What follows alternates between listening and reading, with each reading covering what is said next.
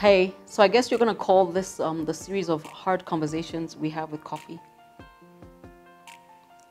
And very good coffee for that matter. But listen, can we also have some tough but necessary conversations about retail and the disruption therein?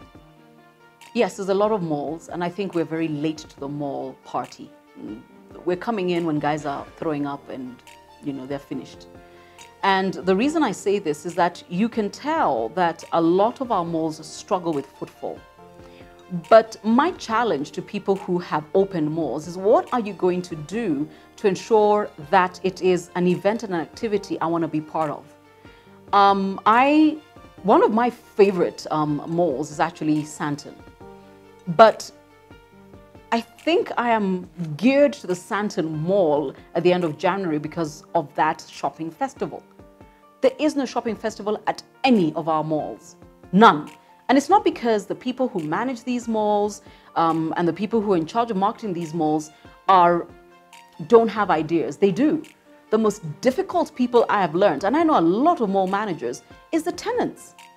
Tenants who don't want to be involved, who don't want to do anything, don't want to give vouchers. And your shop is empty. You got 2 shoppers if you're lucky, and you can't blame it on the mall. Either you're going to take out independent advertising to get people into your mall, or when the mall is doing something huge, you're going to be part and parcel of it.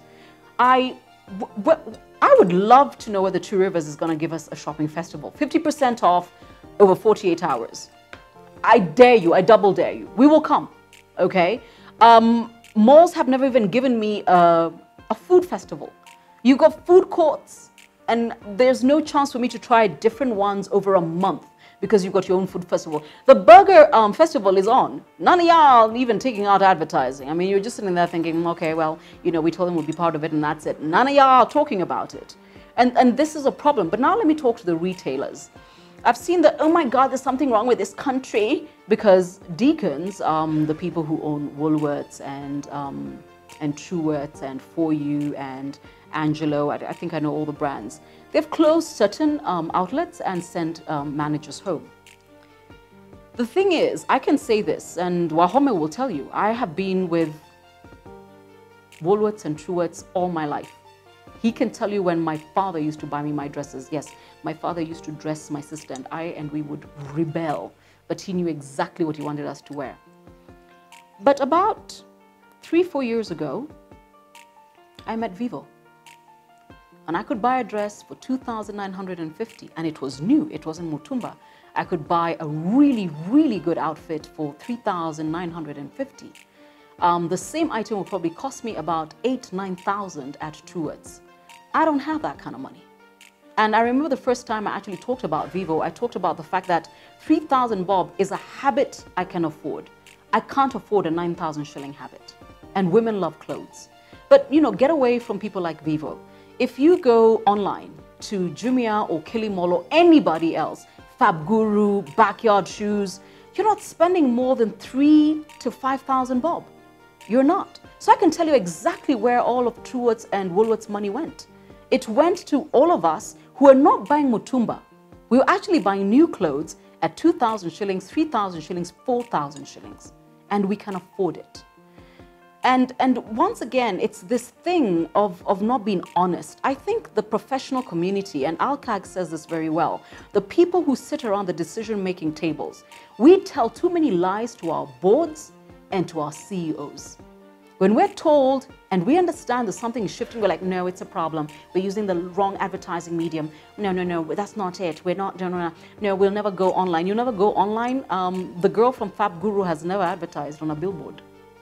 That girl ain't doing badly at all.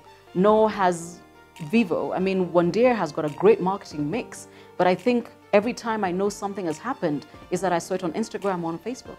And I take a screenshot of it and I ask the girl at Vivo Delivery, that's how she's saved on my phone, can you deliver? Actually, these, I bought these while I was in Dubai. I went to Dubai and I didn't shop. They came out, I saw them, I sent a text message to Brian Babu. Brian Babu picked them for me in 4 colors. They were delivered the day I landed. So what's going on? And are you interrogating what is disrupting you? If you're in retail, you need to be very serious about the real choices we all have. And we have choices and we're exercising them.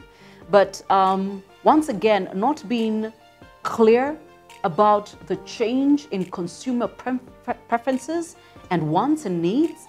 And then the minute you find yourself in a position where you now have to adapt, to turn around and say, there's something wrong with the economy. Come on. You were caught napping. No, be honest. Your board will fire you, but at least you were honest. You were caught sleeping. And it's time for all of us to wake up. All of us, including the bankers. You cannot blame the fact that you were disrupted because you ignored the needs of your customers on a government. No, I'm sorry. I can tell you, hand on heart, I can tell you exactly where all of Woolworth's money went. It went online, it went to Kilimall, it went to Jumia, it went to Vivo, it went to those chicks who bring clothes and sell them on Facebook. I'm sorry. I know where all your accessories went. Half your business is with accessorize.